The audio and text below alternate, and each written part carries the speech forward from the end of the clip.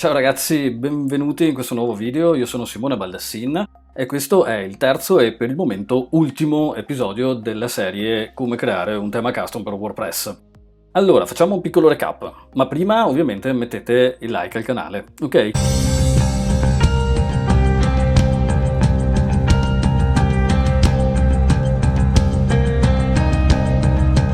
Allora, recapino. Nel primo episodio abbiamo visto un attimino la gerarchia di template e tutte quelle dinamiche lì. Nel secondo episodio abbiamo visto i ganci, gli hook per iniettare del codice. In questo andiamo a vedere, in questo tra virgolette ultimo episodio, perché poi sapete che vediamo un attimino come mi gira, andiamo a vedere le dinamiche per andare a inserire il nostro foglio di stile e per andare a creare alcune situazioni con i file statici e con il loop, il vero e proprio cuore di tutta la struttura. WordPress si basa appunto su il loop, questo ciclo di programmazione che permette di andare nel database e recuperare i record del database e le informazioni presenti all'interno delle tabelle del database e stamparle a seconda della pagina /id che stiamo vedendo, che stiamo richiamando attraverso un link.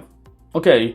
Bene, partiamo subito. Però la prima cosa che devo mostrarvi è che ovviamente nel frattempo è uscito WordPress 5.5, quindi abbiamo ben due aggiornamenti da fare, facciamoli insieme, ok? Andiamo velocemente a fare gli aggiornamenti del caso. Vediamo, abbiamo da aggiornare il 2020, ovviamente questo possiamo anche farlo subito, velocemente. Sapete che c'è un po' sta fissa che mi danno fastidio i pallini degli aggiornamenti. Dovrebbe metterci un attimo e andiamo ad aggiornare il core di WordPress all'ultima versione disponibile. Tac! Speriamo che vada tutto a buon fine. Questa è una strategia che vi consiglio, che io metto sempre in pratica ogni volta che faccio gli aggiornamenti. L'unica volta che non l'ho fatto è andato in vacca il sito, giuro. Quindi datemi forse del paranoico, ma sto così finché non è finito. Credici, fallo, estrai. Su, ci stai mettendo un sacco? Dai, su. Perfetto, bravissimo. Tutto bene? It's ok? Benvenuti! Ce l'abbiamo fatta ragazzi. Ok, dovrebbe essere tutto a posto, non vado neanche a verificare ovviamente perché obiettivamente per quello che abbiamo qui dentro io credo che anche se ricarichiamo la pagina non dovrebbero esserci grossi problemi. Ok, allora partiamo innanzitutto dal collegamento al foglio di stile. Allora, se vi ricordate, il foglio di stile che normalmente andiamo a richiamare con un link, rel, href e compagnia bella in HTML e CSS, in WordPress viene richiamato attraverso il file function.php che avevamo già aperto l'altra volta, dove avevamo messo il supporto ai menu e il supporto ai title tag. Ok, adesso facciamo una funzioncina un po' più complessa, dove normalmente io vado a richiamare tutti i vari script, i collegamenti, i fogli di stile, che ne so, font awesome, piuttosto che animate, piuttosto che gli slider, piuttosto che le gallery e compagnia bella. Allora creo una funzione, vediamo, function, creo una funzione, la chiamo load theme script, una funzione in generale, ok, aperta e chiusa graffa, e all'interno di questa funzione vado a richiamare il foglio di stile principale. Il foglio di stile principale si deve trovare all'interno della root principale del nostro sitino, quindi esattamente dove abbiamo, vedete, tutti gli altri file, a differenza magari di altri CMS dove questa situazione le possiamo trovare il foglio di stile dentro una cartella o su dei siti custom fatti a mano, è più consono andare a sistemare questo foglio di stile in una cartella. In WordPress lo teniamo in esterna, mentre nell'eventuale cartella CSS andiamo ad inserire tutti gli altri fogli di stile per dare ordine anche alla struttura. Il foglio di stile si deve trovare in quella posizione e si deve chiamare style perché grazie a una funzione predefinita di WordPress lo possiamo richiamare abbastanza velocemente e lui andrà a pescare il file che si chiama così dentro quel determinato percorso che richiamiamo attraverso la funzione.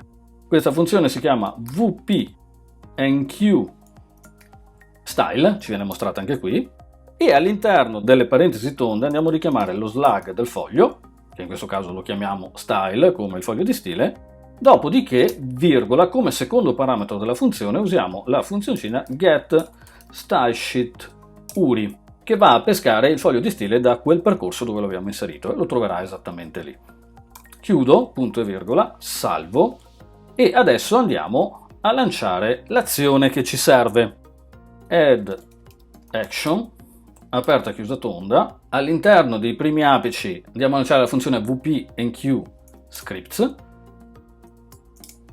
e poi virgola la funzione che abbiamo nominato noi, questa qui, load team scripts, e la mettiamo qua, punto e virgola, salviamo, e se abbiamo fatto tutto giusto, andando a ricaricare la pagina, innanzitutto se sbagliamo sul function qui appare subito pagina bianca, ci dà un errore.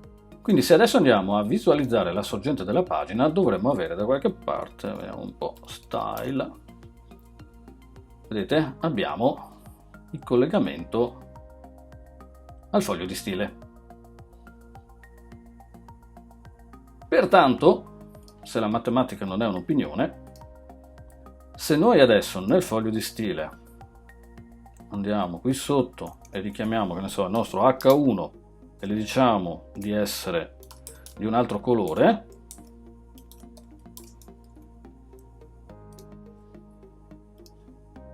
cache a parte, dovremmo aver risolto il problema. Vedete, il nostro foglio di stile adesso sta comunicando, quindi qualsiasi cosa noi andiamo adesso a dargli come formattazione verrà presa, ok? Quindi abbiamo collegato il nostro foglio di stile. Quando creiamo magari il nostro template HTML, il foglio di stile con tutte le occorrenze può essere collegato direttamente in questo modo. E questa è una, ragazzi, e quindi abbiamo fatto un ottimo lavoro. Adesso volevo andare a richiamare all'interno di tutte le pagine un piccolo logo, a livello a mo' proprio di intestazione.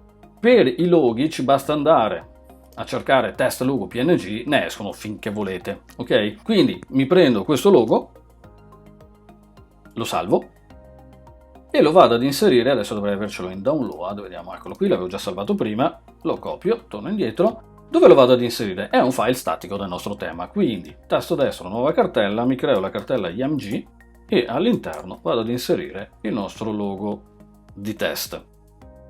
Perché questo appaia in tutte le pagine del sito, ovviamente lo devo andare a richiamare all'interno di header, quindi lo mettiamo qua, tipo richiamo il mio marcatore img, gli vado a passare il percorso img/logo test.png, mettiamo logo intanto, ok, salvo, vediamo un attimino cosa succede. Ora, qui posso chiudere e qui posso chiudere. Ok, vedete? Non riesce a leggermi il percorso, perché il percorso ovviamente dove andiamo a visualizzare è differente rispetto a quello che nella nostra testa è il classico percorso che noi abbiamo all'interno di una struttura fatta a manina, che non deve passare per percorsi assoluti, ma che possiamo gestire con percorsi relativi come quello che io sono andato ad inserire. Ovviamente in WordPress tutto questo non funziona, ma come facciamo noi a recuperare il percorso assoluto per recuperare questi file statici? Beh, non c'è altro modo che utilizzare una delle funzioni predefinite di WordPress appunto per fare questo. Allora qui, prima di img, andiamo ad aprire PHP. Vi ricordo che è una funzione che ha bisogno di essere stampata, quindi echo get template directory URI, è la funzione che fa il caso nostro, punto e virgola, chiudo PHP, adesso mi sono mangiato la i ma la vado a reinserire. Un'altra cosa che vi ricordo di inserire che non mette la funzione è lo slash davanti al nome della cartella. Questa funzione va a recuperare il percorso assoluto della nostra installazione, dopodiché ci aggancia il percorso del nostro file. Fatto questo, se non ho sbagliato niente, dovremo poter vedere tranquillamente il nostro file, vedete? Quindi ho recuperato il mio bel file statico dalla cartella img. In un tema WordPress può capitare di avere la favicon, il logo o altre piccole dinamiche che sono di default, che non andiamo lì a creare delle funzioni ad hoc per richiamarle, ma semplicemente le mettiamo su in cartella, perché tanto sappiamo che magari il nostro cliente o nel nostro progetto non le andremo mai a cambiare o a modificare, ok? Quindi tanto vale inserirle in questo modo. Adesso ovviamente il logo è enorme, vediamo un pochettino, lo possiamo andare anche a smussare un attimino. Quanto grande è? 500 x 200, ok, lo facciamo a metà, lo porto a, se no è un po' invadente, width lo forziamo un attimo, 250, 8, facciamo 100 e dovrebbe romperci un po' meno le balle, ok? Fine del problema. Perfetto, ottimo, fantastico, e anche questa l'abbiamo risolta. Quindi abbiamo visto come richiamare il foglio di stile, adesso possiamo formattare praticamente qualsiasi cosa, e abbiamo visto come andare a richiamare i file statici. Entriamo nel cuore vero e proprio della faccenda. Questa cosatina qua la faccio direttamente sempre qui nel front page, tra virgolette, quindi nella mia pagina home, che vado subito, chiudo qui, la vado a modificare da qui. Allora, in questa avevamo recuperato il title, avevamo recuperato il titolo e il motto attraverso delle funzioni, se vi ricordate, quindi qui dentro non c'è niente. Questa è anche ovviamente la nuova interfaccia di Gutenberg, che non ho ancora avuto modo di utilizzare più di tanto, a parte i test. Front page, vedete, quindi abbiamo il titolo della nostra pagina statico, ovviamente, adesso lo andiamo a trasformare in dinamico, e poi abbiamo blog info name e blog info description, che sono le due funzioni che abbiamo utilizzato outside the loop per andare a recuperare le info che ci servivano dal motto e dal titolo. Allora, qui adesso intanto recuperiamo questo come nome del file, anzi come nome del record, tra virgolette, possiamo utilizzare la funzione detitle. Cosa fa la funzione detitle? Va a recuperare, in questo caso specifico, il titolo che è stato inserito qui. Perciò se noi andiamo adesso a ricaricare, la nostra scritta home page diventerà home, come la scritta che è stata messa qui.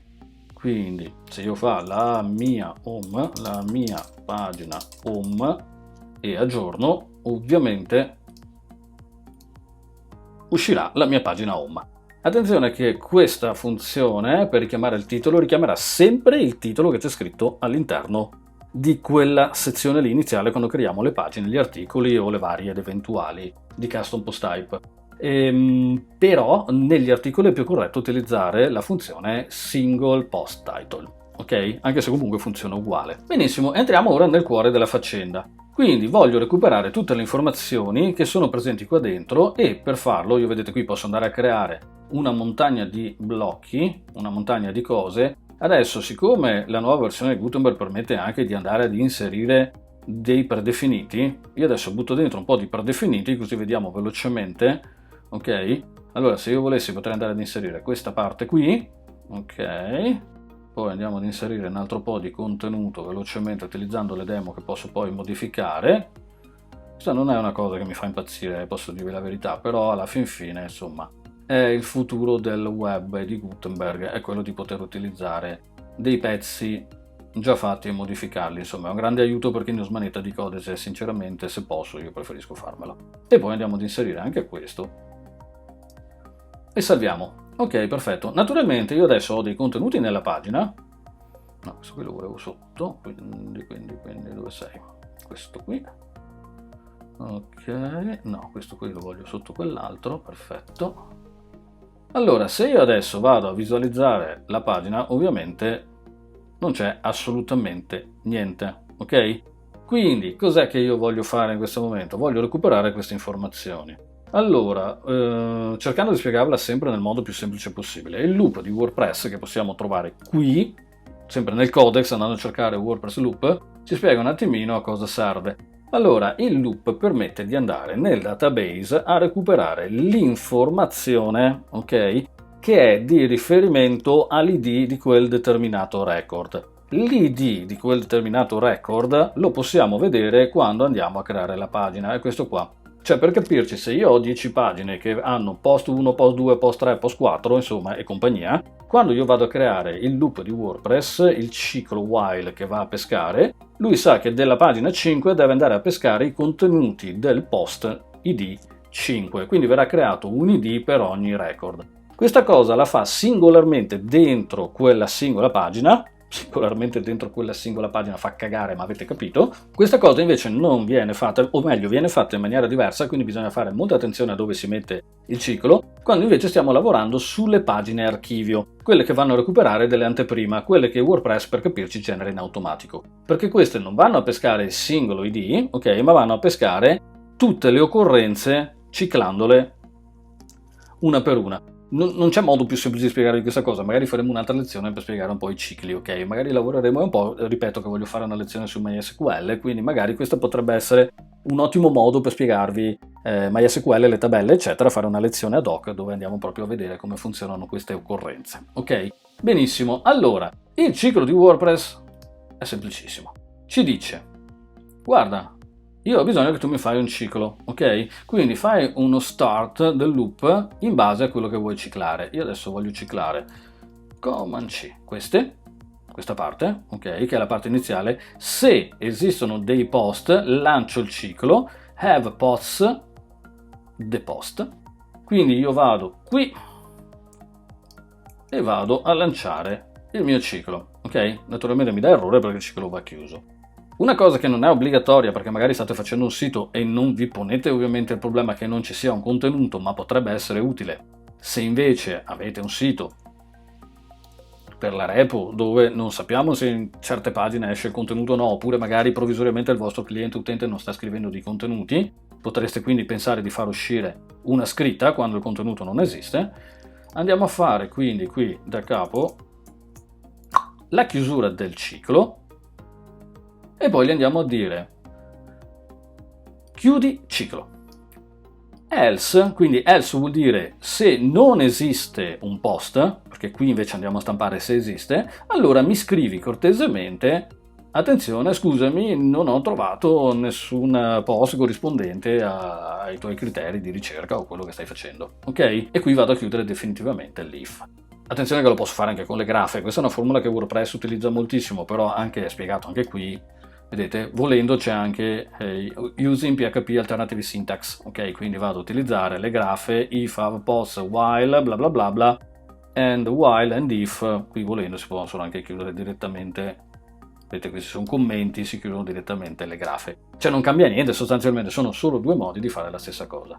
Adesso io mi sono collegato quindi al loop della pagina e qui naturalmente non sta stampando ancora niente. Perché non sta stampando ancora niente? Perché manca la funzione che gli vada a dire ok, cosa vuoi prelevare dal mio loop? Bene, tutto quello che devo fare è utilizzare la funzione ad hoc. Questa funzione si chiama theContent.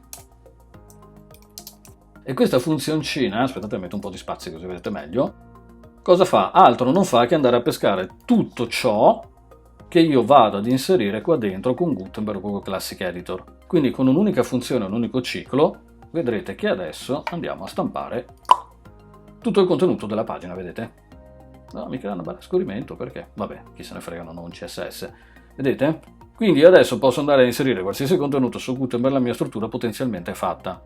Attenzione, messo giù così sembra facile, però manca una montagna di roba perché il sito sia a norma, funzioni, non abbia problemi, eccetera, eccetera, eccetera. Questa è solamente una base di partenza. A riprova di ciò, anche per il fatto che il CSS funziona, potremmo anche pensare di andare ad inserire un div container tipo, ok, width facciamo 1160 pixel, canonico pixelone di XD, margin 0 auto, salvo, all'interno di front page vado a richiamare il ciclo e tutta la baracca dentro questo container, ok. In questo modo mi vado anche a centrare tutti i contenuti in maniera corretta e poi posso fare ordine e vado a mescolare le funzioni di WordPress con quelle che sono le funzioni, vedete, che ho pensato per il mio sito, eccetera, eccetera, eccetera. Ovviamente vi consiglio di fare prima l'idea del template in maniera che possiate mettere tutto con ordine e poi naturalmente le aperture e le chiusure di questi contenitori, se già sapete che sono cose che andrete ad inserire in tutte le pagine, vi consiglio di andare a metterle direttamente dentro l'header e chiuderle nel footer, insomma, lì dipende sempre dal progetto. Ok? Benissimo. Quindi ovviamente adesso stiamo comunicando completamente con il core di questa pagina e questo vale, è già fatto per tutte le pagine, ci basterà riportare il loop nelle altre pagine dove ci serve e qua mi fermo perché poi parte tutto l'ambaradan relativo a quella che è invece, vedete sì, adesso rimuovo il blocco e salvo, pesco i miei contenuti e pace all'anima. Ok, benissimo. Allora, ripeto, questa è una base di partenza, quindi mi ha fatto molto piacere condividere con voi queste 3 lezioni in cui vi ho insegnato le prime chicchettine per mettere insieme un tema custom, anche un po' per incuriosirvi, ok? Però fare un tema custom con WordPress, come ho già detto su altri video, comporta di avere competenze di HTML, competenze di CSS, competenze di JavaScript, jQuery nello specifico, nella maggioranza dei casi, ok? Avere una buona conoscenza delle funzioni del core, delle dinamiche, delle strutturazioni di WordPress, quindi quello che abbiamo fatto è un qualcosa che io insegno nella prima lezione di WordPress, ok? Avanzato, per costruzione di temi custom, cioè sta roba qui in una lezione di 4 ore me la faccio fuori, da lì in poi tenete conto ce ne sono almeno altre 15 lezioni per poter portare a casa il risultato, quindi non abbiate ovviamente fretta di terminare questa cosa e pensare che così è fatto e funziona. Se invece volete diventare dei web designer a tutti gli effetti, a 360, si dice 360? A 90 no, non suonava bene. Quindi se volete diventare dei web designer a tutti gli effetti, sappiate che potete venire a fare i nostri corsi di Veneto Formazione e vi insegneremo a fare tutto, dalla A alla Z e a proseguire, arrivare fino a qui con la competenza totale in tutte le vostre dinamiche, dopodiché naturalmente si va avanti e si impara a fare tutto il resto, si riparte da qui, eccetera, eccetera, eccetera. Allora, io vi ringrazio moltissimo per aver seguito questi video, spero che vi siano stati utili. Avete visto che in mezzo ci ho cacciato anche degli altri video su altri argomenti. Adesso non ho idea di cosa farò nei prossimi video, voi state vedendo questo, credo che più o meno sarà tipo metà settembre adesso, ok? Io sto registrando il 18 agosto, quindi sono un po' indietro sul calendario. Però di per sé, ovviamente fatemi sapere se questi tipi di video vi piacciono, lasciate dei commenti, poi farò un bel video di risposte a tutte le domande che sono arrivate negli ultimi video. Ne faccio una in blocco unico, sempre che siano arrivate ovviamente delle domande, ma conto di sì. Condividete il verbo, condividete questo video, mettete like al canale, aiutatemi a crescere, ok? Più cresciamo, più video io riesco a fare e più cose impariamo tutti insieme. Grazie, grazie millissime, buon tutto, noi ci vediamo alla prossima e come sempre, see you next time. Bye guys.